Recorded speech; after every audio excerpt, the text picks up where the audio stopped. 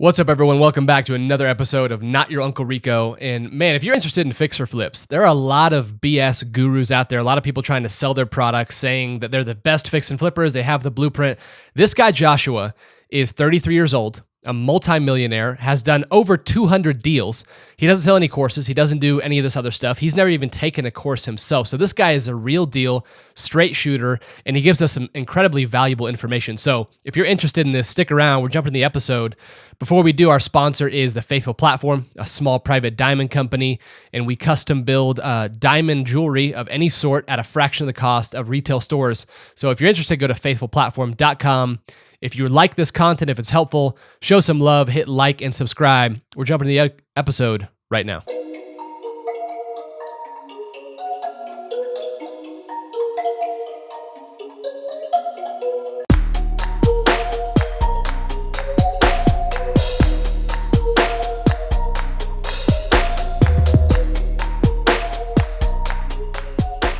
All right, what's up, everyone? Jumping right into the interview, and man, I'm personally super excited about this interview. Actually, Joshua and I connected years ago when I was trying to raise money for a multifamily deal that I kind of got wrapped into, and I connected with you on LinkedIn, just kind of called you, and then since then, man, I've been following you, and just to give you a little bit of my perspective, I've been following you on Facebook, following this guy, seeing some of his progress doing fix and flip stuff. And it's like he's asking for advice on like what's the next upgrade on his Ferrari or his Audi R8 and stuff like that. And you know, you see a lot of guys out there, you know, crushing it in real estate and posting things like that. But I think one thing about Joshua that I really appreciated was it felt very authentic, right? He's not trying to sell like these, I'm the guru, I'm the best, here's my package for just, you know, $9.99, you can learn how I did this. It felt very authentic, very genuine, real dude. And then on top of that, you know, this podcast, we talk so much about how millennials are traditionally now taking a different route. We're not doing the typical route that, you know, historically people are expecting us to take. And Joshua, his story is filled with that kind of stuff. And he has a tremendous amount of success. So, man, excited to learn from you today. So, bro, welcome to the show. Yeah, thank you for having me. Appreciate it. Yeah, so real quick, give people just a quick rundown of what do you do? What is your job on the day-to-day basis? What are your responsibilities? Sure. So currently I am a single-family real estate investor. I primarily focus on all types of transactions within single family. My current day-to-day are kind of my duties. I kind of just oversee the current assets we have, anything that I need to step in that maybe my team has missed. I check that out. I still do acquisitions to this day, and I think over time I will transition that over, but I just thoroughly enjoy it. And just oversee marketing and just the overall structure of the company and dealing with funding and lenders and all that fun stuff. Yeah. And so just to rewind a little bit, so where did you start essentially? So a lot of the ways that we connected, I essentially thought of you as like your primary role as a fix and flipper. So like, you know, where are you in life when you start to get into your desire for fix and flipping and getting into real estate in the first place? Like, what's your story look like at that point? So originally my buddy Lamar back in Austin, Texas, Lamar Cannon, shout out. He had an interview on Bigger Pockets. He was like one of the first couple interviews, and he was wholesaling and stuff like that. And it's always intrigued me. I had another buddy that was doing pretty well in real estate as well. So basically I was talking to my business partner, which we had a whole different business at this time. And we were chatting and we're like, hey, we should just start doing real estate. So essentially I left Austin, Texas, and moved to Denver and just started doing real estate. It sounds kind of crazy, but I literally just jumped in it. Yeah, very like the heartbeat of an entrepreneur for sure. So here you are just hanging out. You have other businesses. You kind of have an entrepreneurial spirit. And then some of your friends do real estate. And it sounds like that's how you got into it. It's just like, hey, I'm interested. These guys have some success. I'm interested in getting into it. Sounds like that's where it started. Is that right? Yeah, for the most part, at least with that part of my entrepreneurial endeavors. But yeah, that's basically how it started for the real estate side. Okay. And so I guess to rewind even a little bit more. So you didn't take a traditional route. I mentioned that already before, but you didn't even go to college, right? I mean, is that right? So give us kind of a quick rundown on like how you didn't take the traditional route. I mean, and then a thing that we like to highlight a lot, and you already touched on this before we jumped on the podcast, is like, what kind of heat were you getting for being different in the way you were taking your approach on life?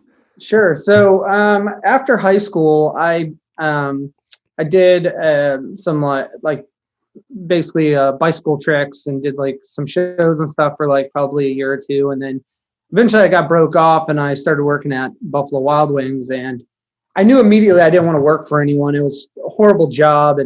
So I just started slinging like stuff from like garage sales. Like I would go to a garage sale, buy a ton of stuff, and then start my own yard sale and sell everything again. And then Nice. I did that a few times, and then I needed money to buy food, so I sold my cell phone, and that's kind of what started everything. And I've already at this time was kind of like focused on self-development and energy and cognitive understandings and different things like that. So yeah.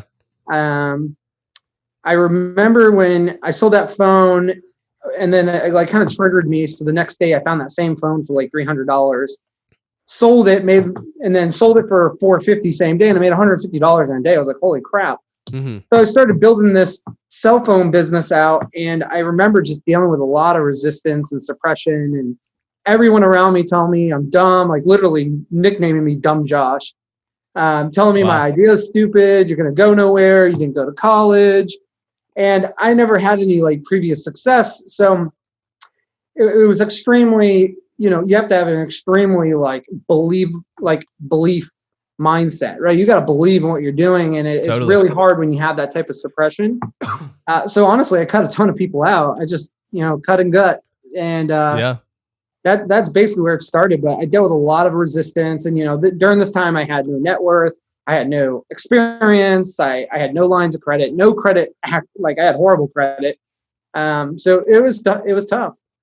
Yeah, that's interesting, because so many people that we have on this podcast, a lot of them, almost every one of them are millennials so far, and a lot of them have found a lot of success, and many of them have that same cadence of story of like, dude, I wasn't doing it the traditional route. Sometimes even their own parents are like, what are you doing? You're an idiot. You need to stop this. You need to go to college. You need to go get your 9 to 5.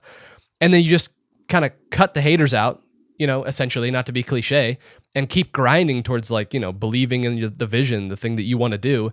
And eventually, now, like I said, you're driving Audi R8s and you have a successful, huge real estate company that you're running. And so just to encourage people that are listening, and I want to say this before we jump into kind of some of the meaty stuff of like what you do on the day-to-day, like be encouraged by that. If you have a vision for something, if you have a passion for something, that doesn't mean you have to do it the traditional way. So don't give up on something if you really believe in it.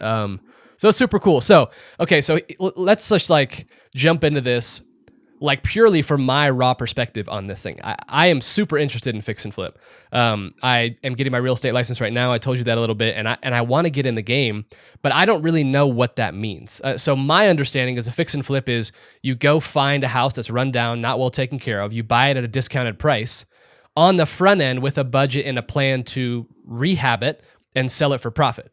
And that's pretty much all I know. So what is fix and flipping? Educate us on what are the details? What do we need to know about the basics of what fix and flipping entails? Sure. And that's actually some interesting what you said right there about the property being in really bad shape. Sometimes it doesn't even need to be in bad shape, right? So fix and flipping in general can be of any level, right? There's lip sticking where it's literally paint and carpet. There's wholetailing where you literally just buy it, get a professional to come in, clean it, and then just sell it as is. And it goes as far as ripping out all the walls and moving bathrooms around and all that fun stuff. So there's definitely different levels to it. I personally try to keep it as simple as possible. I've done every variation of it, and I try to keep it as simple as possible. Especially right now, we're living during a time where real estate is easy to sell, so you usually don't have to try as hard to renovate it. Okay, got it. So what would you say is the hardest part of the process of starting the fix or flip? Is it buying it? Is it planning financially on the front end? What's the hardest part? Man, there's a ton. I mean, really, it's from just doing the marketing, right? Then actually recognizing a deal or creating something that was not a deal and turning it into a deal. Then it's, potentially depending on your financial situation, financing and getting the property financed.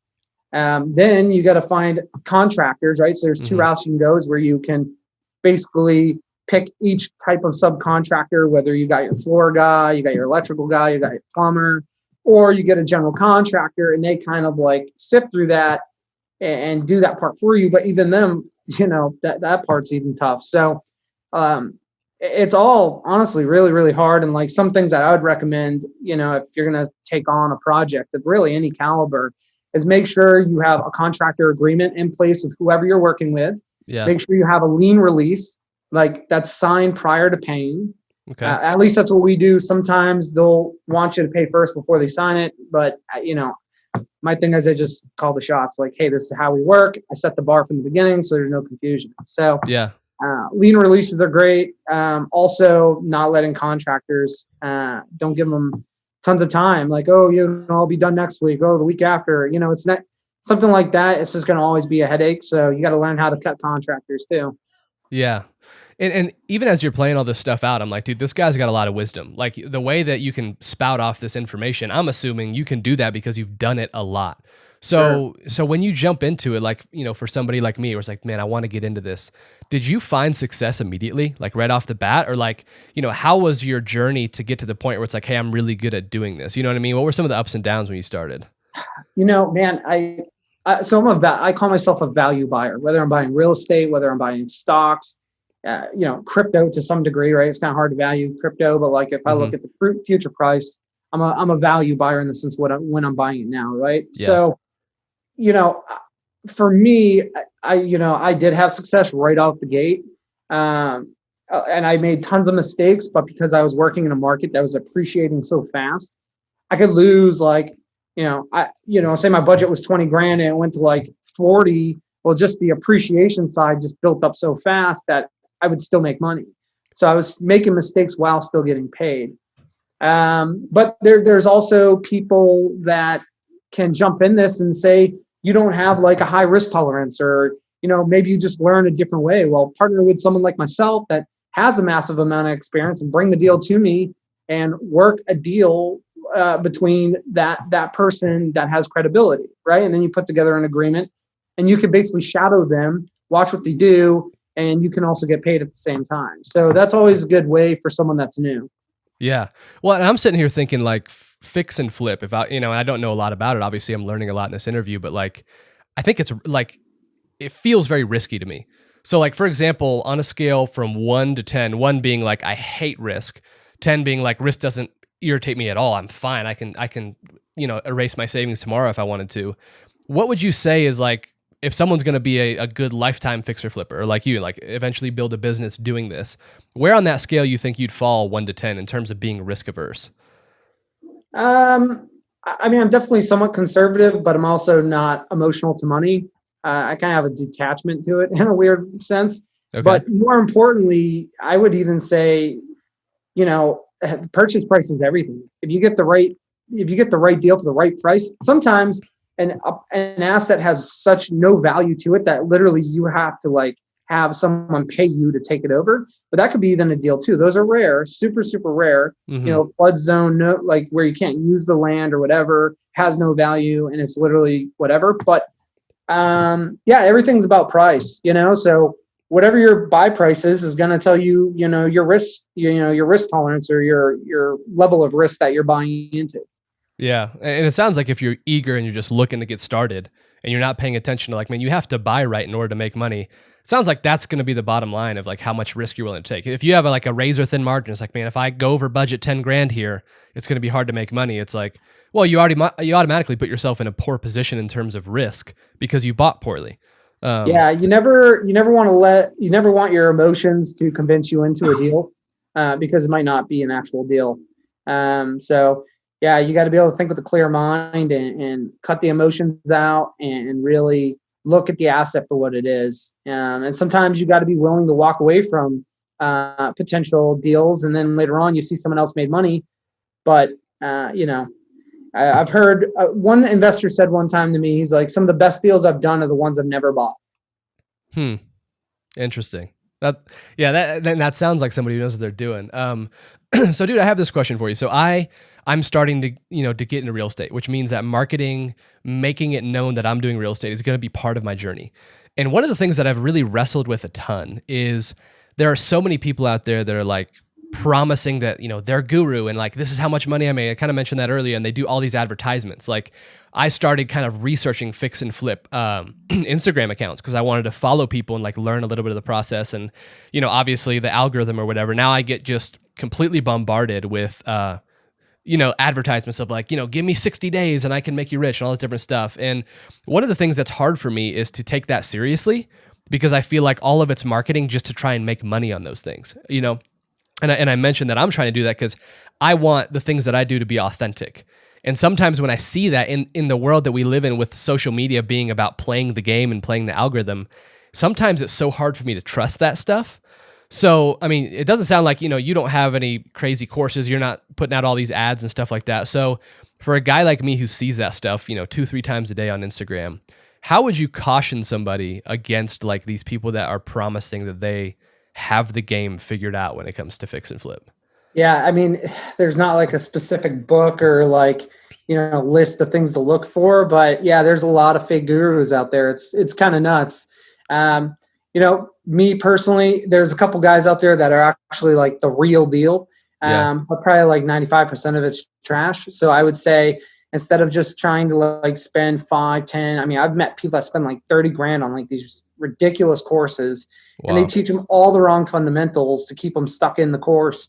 More than anything is like, if they're just trying to get money out of you, like, okay, do they actually value you as a person and what you're doing? Or are they looking at you like, you're a number? And that's really essentially a lot of them are like that. So, for me, I would say, if anything, don't spend your money on most courses.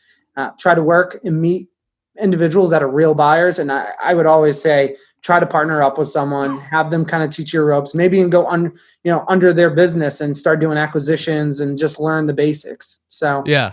Well, and just go ahead.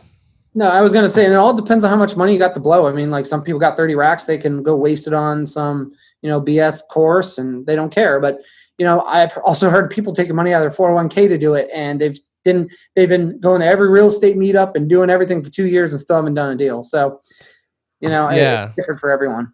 Dude, and I'm just so skeptical of that stuff, man. Because, I mean, you think about, like, if these gurus are posting about how many, bajillion dollars they're making and they're so successful in fix and flip, you would think, and this has been my experience, you pick up the phone or you find that person's email or you text them or call them, you're like, hey, can I just sit at your feet and learn from you? If they're filthy rich, probably at some point they're gonna be like, hey, I'll help this young guy. He's eager, he's passionate. I'd love to help you. Instead of saying like, yeah, I can help you, but I have to charge you $1 billion. That just seems weird to me a little bit. And it doesn't seem like it's a necessary step to get into the game. I mean, like even you've told me, it's like, man, if you're interested, just let me know. I'd love to connect with you. I'd love to, help you understand these things. So I don't know, man. I think there's something to be said about that. Yeah, no, absolutely. It's, and maybe someone has a ton of, what's the word? Like, I'm so out of it, but like clout, right? Like someone that's very popular. And maybe they have so many people hitting them up, like to the point where they can't manage it. So they made a course. But then it's, I don't know. I've never done a course. I've never done real estate courses or not any of it. I've literally done everything by just doing. Yeah, but everyone's also genetically different too. So the way that people consume information and learn is different too. So yeah, it's tough to say like what's the right route, but I would say a majority of courses out there are bogus. Okay. Yeah. So you mentioned at some point, it's like, hey, if you're going to, look for courses or look for training, make sure that you're looking for like the fundamentals that are there, the things that are important. That's just like, man, these are things that got to be there that would indicate, a healthy relationship with someone who's trying to teach you something. Yeah. What are some of those fundamentals? If you're just to spit them out. 100%. Yeah. So the most important thing to doing real estate successfully is getting the product or getting the deal, right? So you could have all the money in the world, you could have all the buyers in the world, but if you got no product, then it doesn't matter. Your product would be the home, right? The contract. So, the two most important things would be learning how to market and also sales. Okay. So sales and marketing, like when you got a client on the phone, he who speaks price first loses, right? So you want them to give you a number. If they won't give you a number, you want to make a number so low that you're embarrassed. Like you're literally like setting the bar. Hey, I'm like, I almost feel bad giving you my number, right? Right. Okay. So, So more importantly would be sales and marketing. If anything, you need product. Don't worry about the money. Don't worry about the buyer. There's tons of buyers and there's tons of money, even if it's high interest because you have no experience, it's still out there. Okay. Got it. So do you just like when you finance stuff, is it just like a traditional private financing, or do you do hard money loans, stuff like that? Like how do you source your financing for this stuff? Yeah. So everything right now that I have is either my own money or private money. And I also have like a line of credit through the kind of like a syndication fund that Okay. not that I syndicated money, but they syndicated it and then they disperse funds. Some people want low risk, so they'll invest like in a pool like me. Okay. Got it. So it sounds like you have like a group of investors that are like, hey, I'm in this. I believe in what you've done. I've seen you do it before successfully. I'm willing to pool money in and go in at different percentages. Is that kind of how it works when you go to buy properties? Okay. So my private money, I pay one flat fee, Okay. but it's backed by the asset. You're also working with someone that has, a tremendous amount of credentials. I've done tons of these, right? So they get a flat fee. It's like basically guaranteed. And then, so I have a handful of guys like that at all different levels of money. And then the institutional money, I call it, but it's kind of like a hedge fund in a sense, and they raise all this money and they disperse money from every angle. And part of that is real estate investors as well, like myself, that they'll give me money. Okay. Solid. Okay. So imagine now we're talking to like a, I don't know, 20-year-old kid, 21-year-old kid, and he's like, I've listened to this interview up to this point and I want to do this. I want to get in the game. How would you advise him? Like, hey man, start here. Like these are like your first 3 steps. What would you say to a guy like that? And part of this question is all about how much money do you already have, right? Okay. So let's just say like you have no money. Okay. Well, if you're dead serious and you really want to do this, well, have your mind on finding the product, right? And start studying the questions to ask for real estate sales, right? And part of that would be is I would say start marketing on Facebook, Craigslist, just the free stuff. Hey, I buy houses, any condition, blah, blah, blah. Here's my phone number, cash buyer, whatever. And then I would be knocking on doors. I'd be creating my own meetup group. Even if I know nothing about investing, create a meetup group. I would just do anything I can, to be able to create a deal without spending any money. Yeah. And so how important do you think for that young man or woman who wants to do that, how important would you say it is for them to find a mentor when they start doing this? I didn't really have any mentors. I think it would have definitely helped me progress faster, but I hit this like weird time where everything was booming and everything was kind of working out. But a mentor is always great. And the best way to get a mentor is bring someone a deal. You bring a buyer like myself a deal. Now you can be part of the deal, get a percentage of the deal and watch what I'm doing. And you're basically getting a free mentor and getting paid. I mean, it doesn't get any better than that. I mean, college won't even do that for you. Yeah. Yeah. And this is awesome, man. And I think another misconception, maybe just talking about a misconception, I'm hearing all these things and I'm not going to ask you a dollar amount, but it's like, man, I see you buying these awesome cars all the time on Facebook. It's like, man, you're probably not in a financial position where you're struggling at all. So this is a profitable business. Like, you're making really good money. And then how old are you? I'm 33. You're 33, and it's like, dude, I mean, you're making so much money. You're really successful. You probably, your quality of life is awesome. What are some of the misconceptions of people getting in? So one of my thoughts now is like, man, I think I could do fix and flip. Maybe I can get into it, but would I ever be as successful as you are? And for someone who's kind of, believing some of those misconceptions, like how would you encourage that person? Like, dude, it's, what would you say to that person that's fearful of like, I don't know if I could do that. You know what I mean? Sure. So there's multiple factors to this, but more importantly is just having the belief. I'm not better than anybody else, right? Like anybody can go way bigger than I am, and to me, you just got to believe, and it's not like hope, dream, believe, law of attraction, but also taking action, right? Right. Action creates results. And what was the other part of the question? I'm sorry. Just in general, man, if people are nervous of like, I just don't think I can get into this industry. I'm afraid that I wouldn't be successful, just kind of encouraging them. Yeah. So, I mean, more than anything, just take action. I have like everybody wants a 6-pack in a week, and it's like that's not how it works, right? If you actually want to get in shape and in health, you gotta create certain habits like discipline, organization skills, focus. Tons of different habits, right? And you gotta be super hungry, and you gotta push, and I think what people think is they're just gonna jump in it. I had a kid that called me recently, and he's like, asked me like the standard, whatever questions like, hey, what's your criteria? Da da da da. Right. That means anything. And I try to just like slow him down, like, hey man, like do this, do that. I kind of tried to help him. He's like, all right, man, I'm gonna have a deal for you in 2 weeks. And I'm like, the fact that you think it's that easy when you have savages like myself and other guys killing it, and you think that you're just gonna get a deal in 2 weeks is nuts. Now, can you build your business? Can you grow? And can you get tons of deals? Absolutely. But misconception that you think you're just going to get like a deal like tomorrow and it's that easy. You might accidentally get a deal, but it's not going to be something you can take long term and you create, that same result every time.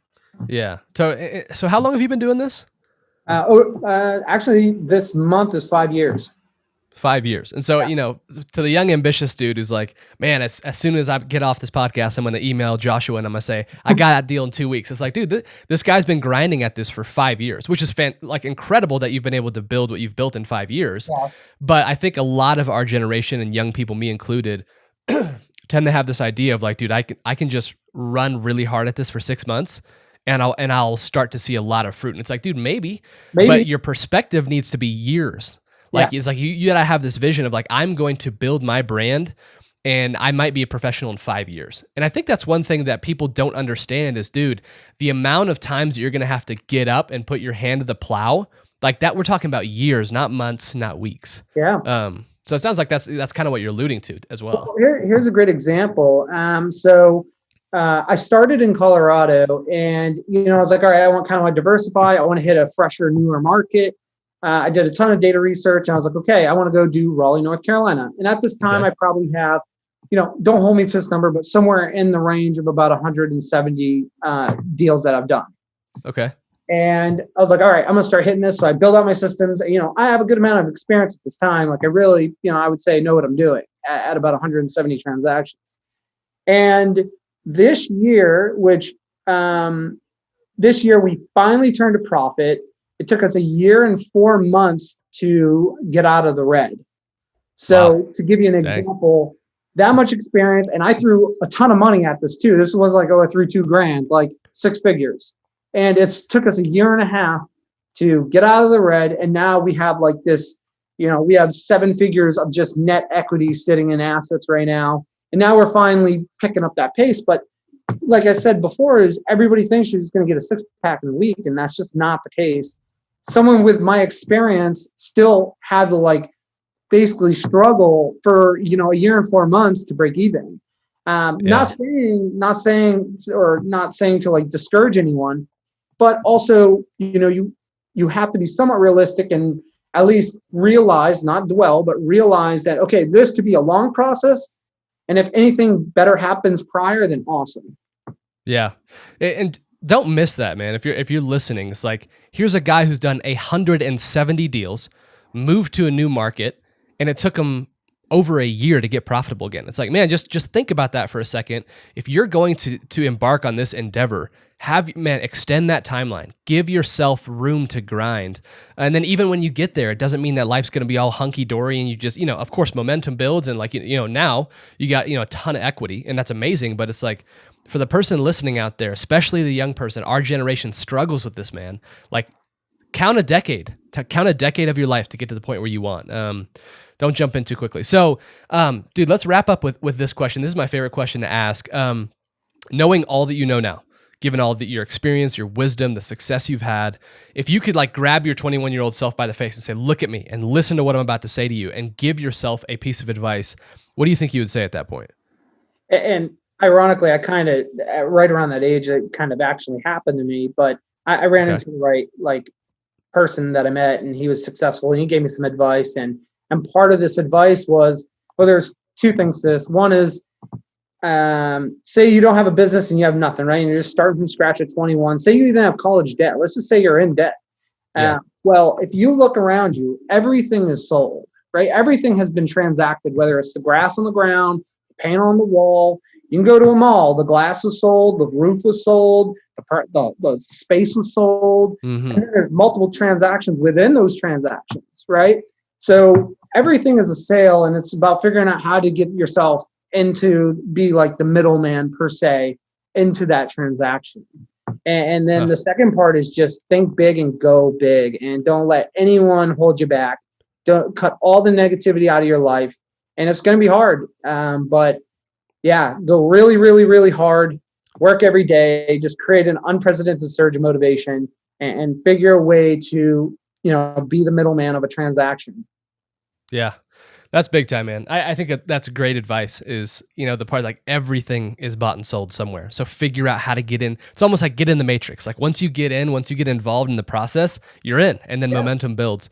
I love it. Well, dude, so are you, if you're okay with this, if someone wants to get into contact with you, what's the best way to get in contact with you? Yeah, absolutely. So you can go to my Instagram, which is Joshua P. Morse. That's Joshua P. I also have Facebook, which is Josh P. Morse. And, you can go to my residential website, properhomesale.com. That's PROPERHOMESALE.com.